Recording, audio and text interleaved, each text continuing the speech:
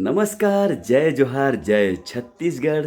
संगी हो, दीदी हो, दाई हो, बड़े ही हर्ष की बात है कि गणेश पूजा के पावन उपलक्ष्य पे मैं संजय सुरीला आप मन के गांव में आवत हूँ। कहाँ? एमसीबी जिला के विकास खंड खड़गावा देवा डांड में।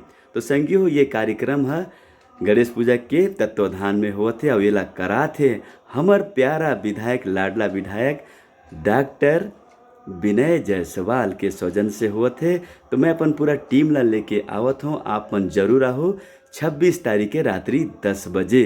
तो हमर नवा नवा गाना, नवा नवा गीत संगीत ला सुने बर जन भुलाहू और जल्दी से जल्दी आओ। ठीक है दीदी हो, दाई हो, 26 तारीख रात्रि 10 बजे से। ठीक है?